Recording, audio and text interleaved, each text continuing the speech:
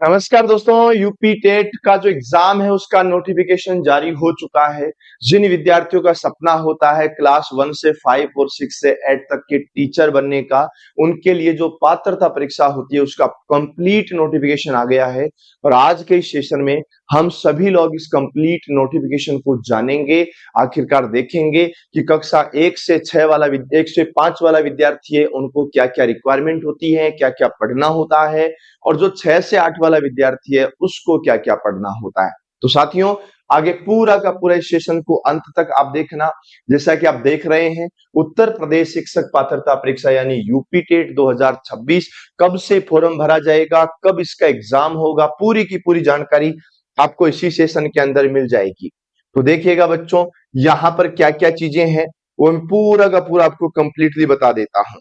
देखो, ध्यान से समझेंगे। सबसे पहली चीज जो यहाँ पर है, जो आप लोगों को समझनी है, देखो यहाँ पर महत्वपूर्ण तिथियां हैं, यानी कब से फॉर्म भरना शुरू हो रहा है और कब से है, क्या है, कौन कौन सी चीजें हैं। देखो, सबसे पहले मैं बता देता हूं आपको, ये जो यूपी टेट का एग्जाम है, यूपी टेट एग्जाम 2026 की हम लोग बात कर रहे हैं। यहाँ पर जो विज्ञापन यानी जो नोटिफिकेशन आया है वो 20 मार्च को आया है, मतलब कल ही जारी हुआ है। और याद रखना, यहाँ पर ऑनलाइन जो आवेदन करना है ना, ऑनलाइन आवेदन 27 मार्च से शुरू हो रहा है। यूपी टेट के ऑनलाइन आवेदन 27 मार्च से शुरू होंगे। और याद रखना भाई, सबसे मेन चीज, परीक्षा तिथि कब है। तो याद रखना बच्चों, परीक्षा तिथि 2, 3, 4 जुलाई को है। 27 मार्च से फॉर्म भरना शुरू हो रहा है और एग्जाम आपका 2, 3, 4 जुलाई को होने वाला है। जो इसका जो ये जो परमिशन लेटर है वो 30 जून तक आपका आ जाएगा। तो यहां मेन तिथियां कौन कौन सी याद रखनी है कि यूपी टेट एग्जाम 2026 का जो फॉर्म भरना स्टार्ट होने वाला है ना, वो 27 मार्च से शुरू होगा, जो कि 26 अप्रैल तक चलेगा। 27 मार्च से 26 अप्रैल चलने वाला है। और एग्जाम जो है ना, वो 2, 3, 4 जुलाई को होने वाला है। अब कोई विद्यार्थी फॉर्म भरता है, कौन कौन विद्यार्थी फॉर्म भर सकता है, उसके बारे में पूरी की पूरी जानकारी यहां पर आपको मिलेगी। तो देखो, सबसे पहले मैं कुछ चीजें आप लोगों के सामने यहां पर क्लियर कर देता हूं, जो बहुत महत्वपूर्ण चीजें हैं। जरा ध्यान से देखेंगे, यहां पर क्या बताया गया है कि अगर कोई सामान्य वर्ग का विद्यार्थी फॉर्म भरता है, ईडब्ल्यूएस का भरता है, या अन्य पिछड़ा वर्ग का कोई विद्यार्थी फॉर्म भरता है, तो आवेदन शुल्क उसकी 1,000 रुपए लगेगी। पेपर 1 के लिए और पेपर 2 के लिए भी 1,000। अनुसूचित जाति अनुसूचित जनजाति 500 रुपए है। दिव्यांग श्रेणी है वो 300 रुपए है। ये आपको ध्यान रखना है। और सबसे बड़ी चीज मैं आपको और क्लियर कर देता हूं मेरे भाइयों, यहां पर जो मैंने बताया ना, ये सबसे महत्वपूर्ण है आप लोगों के लिए। अगर कोई विद्यार्थी कक्षा 1 से लेकर के 5 के लिए यूपी टेट का जो पात्रता परीक्षा है उसके आवेदन करना चाहता है, तो उसको मिनिमम क्या क्या चाहिए, याद रखना। सबसे पहली चीज कि विधि द्वारा स्थापित यूजीसी से मान्यता प्राप्त विश्वविद्यालय से स्नातक परीक्षा होनी चाहिए। मतलब कक्षा 1 से 5 वाला विद्यार्थी है वो स्नातक होना चाहिए, ग्रेजुएट होना चाहिए। तथा राष्ट्रीय अध्यापक शिक्षा परिषद एनसीईटी से मान्यता के उपरांत उत्तर प्रदेश शासन से संबद्धता प्राप्त संस्था से 2 वर्षीय डीएलएड। याद रखो बच्चों, क्या क्या होना चाहिए, वो विद्यार्थी ग्रेजुएट होना चाहिए।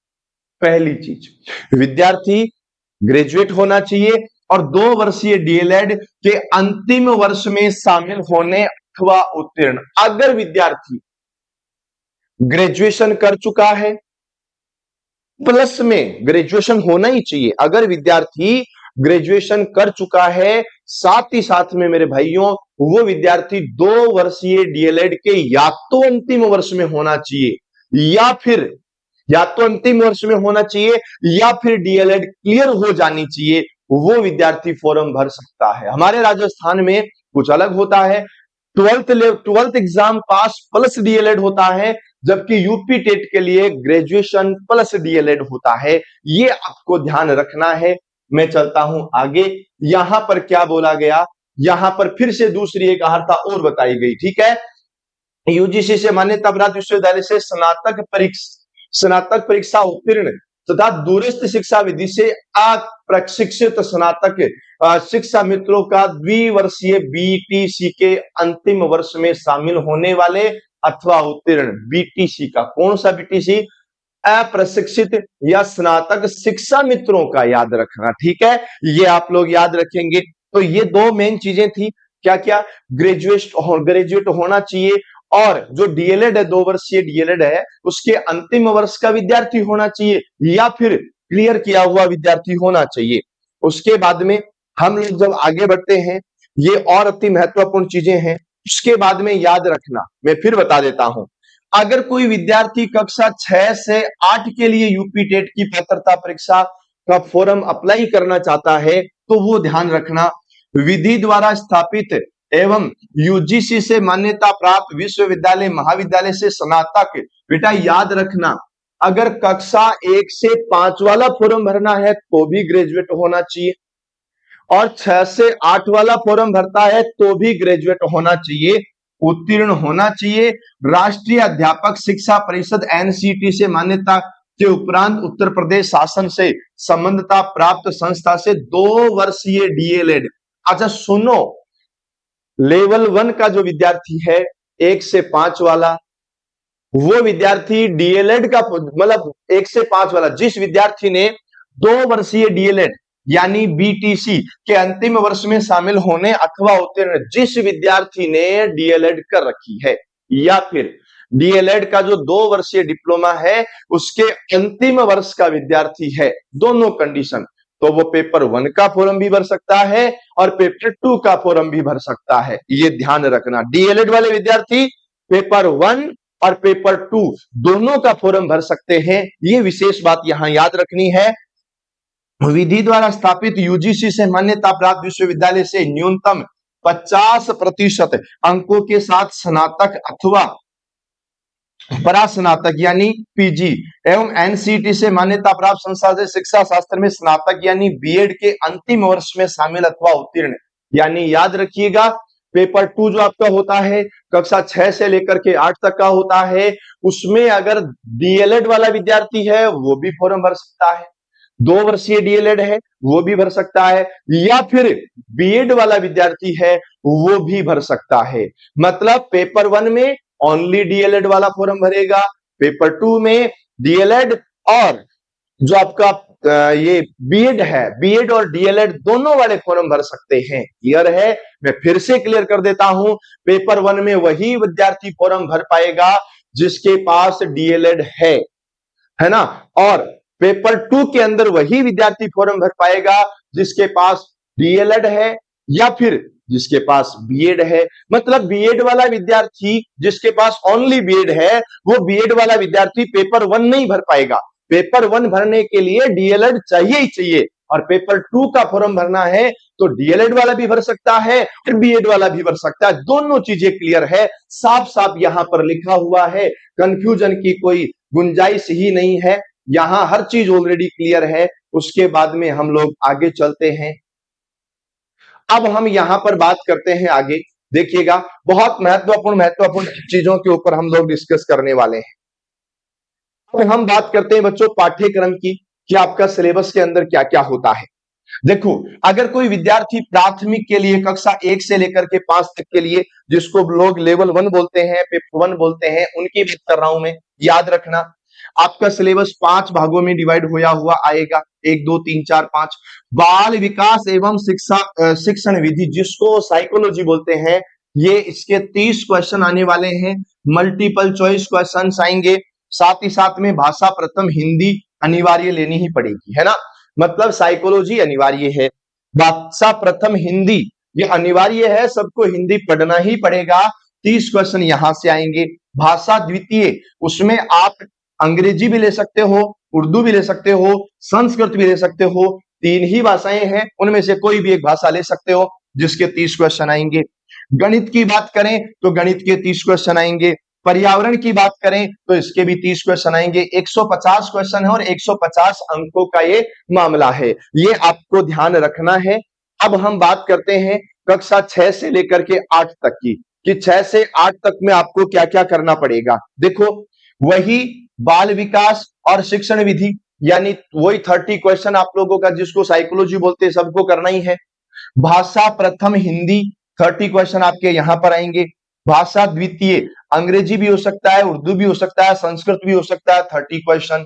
अब देखो यहां जो सेकंड पेपर वाले होते हैं ना, इनके सब्जेक्ट दो चीज होती है। देखो, या तो वो विद्यार्थी साइंस का होगा या वो विद्यार्थी एसएसटी का होगा। अगर वो विद्यार्थी साइंस का है तो गणित एवं विज्ञान शिक्षक के लिए गणित विज्ञान ये दोनों होनी चाहिए, है ना। गणित और विज्ञान का कोई शिक्षक, यानी मैथ साइंस वाला विद्यार्थी है, उसके वही 30 क्वेश्चन मैथ के, 30 क्वेश्चन साइंस के। यानी यहां पर मैथ्स के 30 क्वेश्चन आएंगे और मेरे भाइयों साइंस के भी 30 क्वेश्चन आएंगे, है ना। मैथ्स के भी 30 क्वेश्चन आएंगे और साइंस के भी 30 क्वेश्चन आएंगे। लेकिन जो मैथ साइंस वाला नहीं है, एसएसटी वाला है, तो याद रखना उसके फिर 60 क्वेश्चन आएंगे, यानी सामाजिक अध्ययन या अन्य किसी शिक्षक के लिए, अथवा इनमें से कोई भी, है ना। तो याद रखना सामाजिक अध्ययन या सामाजिक विज्ञान शिक्षक के लिए एसएसटी वाला हो गया, उसके एसएसटी के 60 क्वेश्चन आएंगे। तो याद रखना साइंस वाले के लिए 30 साइंस, 30 मैथ, और एसएसटी वालों के लिए टोटल 60 क्वेश्चन, एसएसटी वही 150 का 150 पूरा वो वापस बन गया है। देखो याद रखो मेरे भाइयों, यहां पर क्या क्या कंडीशन होती है। कक्षा 1 से लेकर के 5 तक उत्तर प्रदेश शिक्षक पात्रता परीक्षा यानी यूपी टेट 2026 की लिखित परीक्षा हेतु प्राथमिक 1 से 5 और उच्च प्राथमिक 6 से 8 स्तर का पाठ्यक्रम। ये देखो पाठ्यक्रम क्या क्या, देखो मेरी बात सुनो। अवधि क्या है, परीक्षा की अवधि 2.5 घंटा अर्थात 150 मिनट होगी। 150 ही क्वेश्चन होंगे, 150 ही मिनट होने वाले हैं। परीक्षा में समस्त प्रश्न बहुविकल्पीय एमसीक्यूज होंगे, प्रत्येक प्रश्न के 4 विकल्प होंगे। नकारात्मक मूल्यांकन नहीं होगा, यानी यहां पर नेगेटिव मार्किंग नहीं होगी। यूपी टेट के एग्जाम में नेगेटिव मार्किंग नहीं है। 150 प्रश्न टोटल होंगे, हर प्रश्न 1 अंक का होगा। प्रश्न पत्र का माध्यम हिंदी तथा अंग्रेजी होगा, भाषा के विषय को छोड़ करके। अगर आपने लैंग्वेज जो ली है, फर्स्ट लैंग्वेज आपको हिंदी लेनी है, वो अंग्रेजी में नहीं आएगा, ओनली हिंदी में आएगा। सेकंड लैंग्वेज आपको अंग्रेजी भी ले सकते हो, संस्कृत ले सकते हो, उर्दू ले सकते हो, तीनों में से कोई भी लो। तो जो लैंग्वेज आप लेते हो ना, वही लैंग्वेज, उसी लैंग्वेज में आपका पेपर आएगा, वो बाइलिंगुअल नहीं आएगा। इसके अलावा पूरा पेपर हिंदी और इंग्लिश मीडियम दोनों में आएगा। अब मेरी बात सुनो, यहां से हम लोग आगे चलते हैं। जहां जहां से हमें जो जो चीजें हैं वो हमें यहां पर ध्यान रखनी है। मेरे भाइयों यहां याद रखना, यूपी टेट में शामिल होने वाले अभ्यर्थियों के अंकों का विवरण आयोग की वेबसाइट पर जारी कर दिया जाएगा। 150 में से 90 अंक अर्थात 60% और अधिक अंक प्राप्त करने वाले सामान्य वर्ग के अभ्यर्थियों को पात्रता प्रमाण पत्र जारी किया जाएगा। यानी 90 क्वेश्चन आपको करने, 60% होना चाहिए। कौन से के लिए मेरे भाइयों, 60% होना चाहिए। कौन से विद्यार्थियों के लिए, जो जनरल के विद्यार्थी हैं, जो सामान्य वर्ग के विद्यार्थी हैं, उनके लिए 60% होना चाहिए। दूसरी चीज, अनुसूचित जाति, अनुसूचित जनजाति, अन्य पिछड़ा वर्ग, ईडब्ल्यूएस, स्वतंत्रता संग्राम के सेनानी आश्रित, भूतपूर्व सैनिक, दिव्यांग श्रेणी के अभ्यर्थियों के लिए न्यूनतम अर्हता 55% अर्थात 150 में से 82। वैसे 55% निकालते हैं ना तो 82.5 आता है, लेकिन मेरे भाइयों ध्यान रखना वहां पर केवल 82 चाहिए, है ना। और यूपी टेट में अर्हता प्राप्त करने के लिए किसी व्यक्ति का भर्ती रोजगार के लिए अधिकार नहीं होगा, क्योंकि यह नियुक्ति के लिए केवल पात्रता है। यहां से केवल पात्रता होने वाली है। ऐसा नहीं है कि हमारे पास सर्टिफिकेट आ गया तो हम योगी जी के पास चले जाएं, हमें मास्टर बनवा दो, है ना। वो वाला सिस्टम हुआ नहीं होगा यहाँ, ये आपको ध्यान रखना है। उसके बाद में आगे चलते हैं हम लोग, ये आपका ओएमआर सीट से संबंधित आ गया पूरा। अब चलते हैं सीधा सीधा सिलेबस के ऊपर, है ना। हम सीधा सीधा सिलेबस के ऊपर चलते हैं। तो जा देखिएगा क्या क्या सिलेबस है।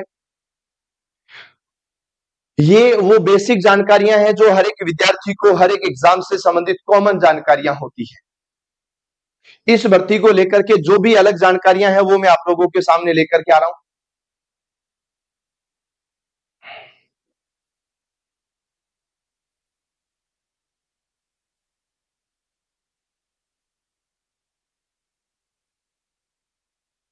यहां पर देखिएगा दोस्तों, अगर यहां पर हम वापस सिलेबस की तरफ आते हैं तो ये आपका जो सिलेबस मैंने आपको बताया था कि कक्षा 1 से लेकर के 5 तक के लिए, जिसमें नेगेटिव मार्किंग नहीं होगी। अब यहां पर क्या क्या चीजें आप लोगों को पढ़नी पड़ेगी, पूरा का पूरा पॉइंट टू पॉइंट सिलेबस में हम लोग देखेंगे। देखो बच्चों, यहां पर कक्षा 1 से लेकर के 5 तक के लिए यानी प्राथमिक स्तर के लिए, और प्राथमिक स्तर की अगर आप बात करो ना, और प्राथमिक स्तर में सबसे पहले हमने बात करी थी किसकी, बाल विकास और शिक्षण विधियों की। बाल विकास और शिक्षण विधियों में यह आपका पूरा का पूरा सिलेबस दिया हुआ है, पॉइंट टू पॉइंट दिया हुआ है, और आप लोगों को पॉइंट टू पॉइंट पढ़ना ही पड़ेगा। याद रखना, बाल विकास का अर्थ, आवश्यकता, क्षेत्र, बाल विकास की अवस्थाएं, शारीरिक विकास, मानसिक विकास, संवेगात्मक विकास, भाषा विकास, अभिव्यक्ति क्षमता का विकास, सृजनात्मकता और सृजनात्मक क्षमता का विकास। ये साइकोलॉजी है आप लोगों की, है ना, ये ध्यान रखना। ये आप लोगों का साइकोलॉजी का सिलेबस होगा पूरा का पूरा। साइकोलॉजी के सिलेबस के अलावा मेरे भाइयों बहुत बड़ा सिलेबस है, 30 क्वेश्चन आएंगे। ये आप लोगों का हिंदी का सिलेबस होने वाला है, जो आपको लैंग्वेज 1 लेना ही पड़ेगा, कोई ऑप्शन नहीं है आपके पास दूसरे लैंग्वेज का, है ना। ये आपका लैंग्वेज 2 के अंदर इंग्लिश लेना चाहो, संस्कृत लेना चाहो, उर्दू लेना चाहो, दो तीनों में से कोई भी आप ले सकते हो, किसी प्रकार कोई दिक्कत नहीं है। लेकिन लैंग्वेज 1 के अंदर आपके पास केवल एक ही ऑप्शन है, आपको हिंदी लेना ही पड़ेगा, है ना, ये ध्यान रखना है। हम आगे बढ़ते हैं। ये आप लोगों के लिए उर्दू का आ चुका है। उर्दू के बाद में यहां पर आगे आप लोगों के लिए संस्कृत का आ जाएगा, ठीक है। ये आपके लिए संस्कृत का सिलेबस आ गया। लेवल 2 के अंदर आपके पास तीन ऑप्शन है। ये आपके शिक्षण, ये आपका जो पर्यावरण अध्ययन है, ईवीएस है, उसका सिलेबस आ गया है ना। और ईवीएस के बाद में आप लोगों का मैथमेटिक्स का सिलेबस आ जाएगा, ठीक है ना। ये पेपर 1 के लिए है ना। और माफ कीजिएगा, वो मैथमेटिक्स का सिलेबस ऊपर ही चला गया। यहां पर देखो ये ईडब्ल्यूएस ये आ गया, ये मैथमेटिक्स का सिलेबस आ गया, ठीक है। मैथमेटिक्स का सिलेबस है भाई साहब, क्या बात है, क्या बात है यार, है ना। मैथमेटिक्स के अंदर आपको क्या क्या पढ़ना पड़ेगा, देखो बहुत प्यारा सा सिलेबस है आपका, भाई साहब मजा आ जाएगा। और मैथ्स में नंबर नहीं कटने दूंगा, टेंशन मत लेना, ठीक है ना। मैथ्स में नंबर नहीं कटेगा। देखो क्या क्या कहता है, ये आपको बहुत प्यारी प्यारी बातें बताता है। अरे सुनो सब यार, क्या बात करते हो भाई, है ना। इधर सुनो, आपको संख्याएं, संख्याओं का जोड़, घटाव, गुणा, भाग, यानी जो मैथमेटिक्स की मूलभूत संरचनाएं होती है, जोड़, भाग की गुणा भाग, मैथमेटिकल ऑपरेशन, वो आपको पढ़ना है। लघुत्तम समापवर्ती और महत्तम समापवर्ती मतलब एलसीएम और एचसीएफ आपको पढ़ना है। भिन्नों का जोड़, घटाव, गुणा और भाग आपको पढ़ना है, मतलब भिन्न का टॉपिक पढ़ना है। दशमलव, जोड़, घटाव, गुणा और भाग पढ़ना है आपको। एक एक नियम यूनिटरी मेथड पढ़ना है आपको। परसेंटेज का टॉपिक पढ़ना है। ये पढ़ने के बाद मेरे भाइयों ध्यान से समझना, यहां पर आपको लाभ और हानि पढ़ना है, साधारण ब्याज पढ़ना है, ज्यामितीय आकृतियां, पृष्ठ, कोण, त्रिभुज, वृत्त, यानी भाई साहब सीधी बात है जी, ज्योमेट्री पढ़नी है आपको, ठीक है। उसके बाद में रुपया और पैसा, धन, ये अपनी इंडियन करेंसी के बारे में आपको पढ़ना पड़ेगा। मापन, समय का मापन किसमें होता है, तोल का किसमें होता है, धारिता का किसमें होता है, लंबाई और ताप का मापन है। परिमाप, त्रिभुज, आयत और वर्ग, चतुर्भुज। कैलेंडर, भाई साहब ये बहुत से एग्जाम्स के अंदर रीजनिंग के अंदर होता है, लेकिन यहाँ मैथमेटिक्स के अंदर आपको कैलेंडर पढ़ना पड़ेगा। आंकड़े डेटा आपको पढ़ने पड़ेंगे, ठीक है। उसके बाद में आयतन, धारिता, घन, घना पढ़ना पड़ेगा। आयत वर्ग का क्षेत्रफल पढ़ना पड़ेगा। रेलवे या बस समय की सारणी पढ़नी पड़ेगी। आंकड़ों का प्रस्तुतीकरण और निरूपण पढ़ना पड़ेगा, मतलब डेटा रिप्रेजेंटेशन आपको पढ़ना पड़ेगा। क्लियर है, डन।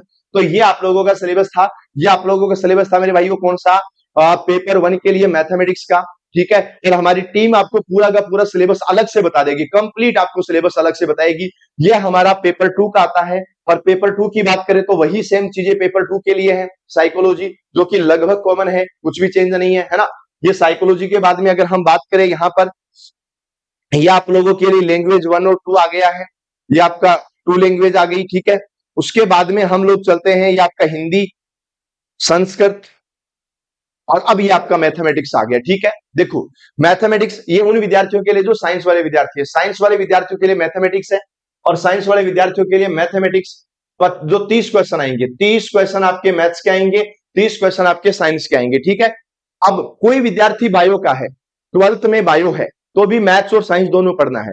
और 12th के अंदर अगर मैथ्स है तो भी मैथ्स और साइंस दोनों पढ़ना है। मतलब ये नहीं है कि मैथमेटिक्स वाला विद्यार्थी केवल मैथमेटिक्स पढ़ेगा, बायो वाला विद्यार्थी केवल बायो पढ़ेगा, नहीं। बायो वाला हो चाहे मैथ्स वाला हो, दोनों के दोनों ही उसको पढ़ने पड़ेंगे। ध्यान रखना क्या क्या है, प्राकृत संख्याएं, पूर्ण संख्याएं, परिमेय संख्याएं, नंबर सिस्टम आप लोगों को पढ़ना है। पूर्णांक, कोष्ठक, लघुत्तम समापवर्तक, महत्तम समापवर्तक, यानी पेपर 1 वाला। जो डीएलएड वाला विद्यार्थी है ना, उसको पेपर 1 और पेपर 2 दोनों देना है। तो दोनों देने वाले विद्यार्थी से मैं केवल इतना सा कहूंगा कि देखो बच्चों, ये टॉपिक आपका कॉमन है।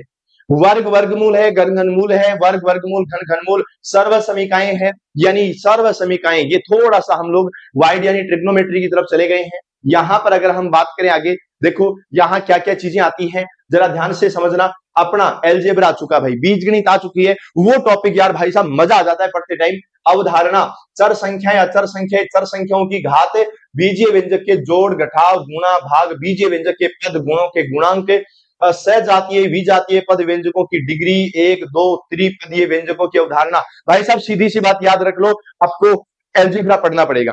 कक्षा 8 तक का एलजेब्रा आपको पढ़ना पड़ेगा। कुछ कक्षा 9 की बातें भी आपको पढ़नी पड़ेगी एलजेब्रा के अंदर, याद रखना।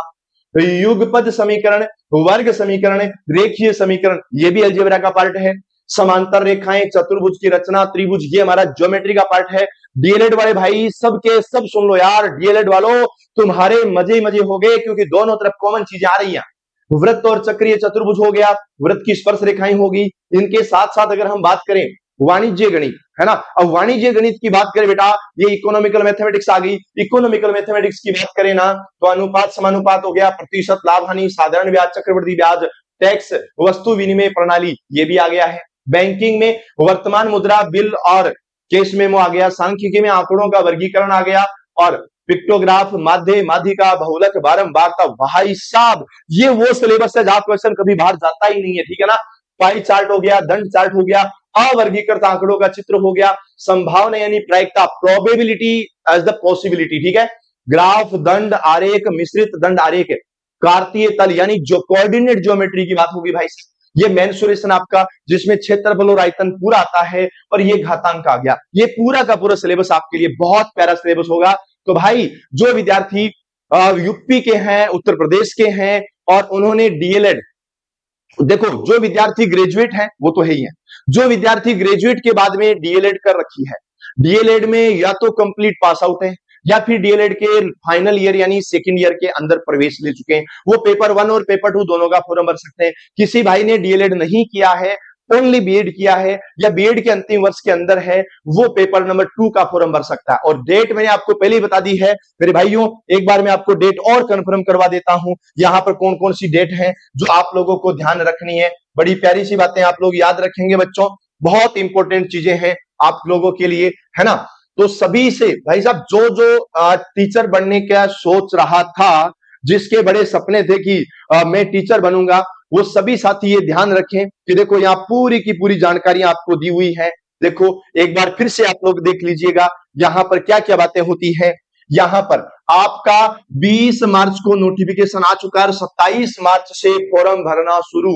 27 मार्च से फॉर्म भर सकते हो, 30 जून को आपका एडमिट कार्ड आ जाएगा भाइयों, और 2, 3, 4 जुलाई 2026 को आपका एग्जाम होने वाला है। तो मेरे भाइयों हो जाना तैयार, ठीक है ना। इस बार आपको एग्जाम निकालना ही है, नेगेटिव मार्किंग नहीं है। और याद रखना जनरल वाले विद्यार्थियों को 60% लेकर के आना है, यानी 90 क्वेश्चन सही करने हैं। इसके अलावा चाहे वो ओबीसी का हो, एससी का हो, एसटी का हो, ईडब्ल्यूएस का हो, या फिर स्वतंत्र सेनानियों पर आश्रित परिवार हो, विकलांग हो, कोई भी हो, उनको 55% लेकर के आना है, मतलब 82 क्वेश्चन उनको सही करने हैं बिना किसी नेगेटिव मार्किंग के। तो भाइयों आज के लिए इतना ही, मिलूंगा बहुत ही जल्द। मेरी टीम अब पूरे के पूरे सिलेबस का एनालिसिस करवाएगी। आज के लिए इतना ही, ऑल द बेस्ट।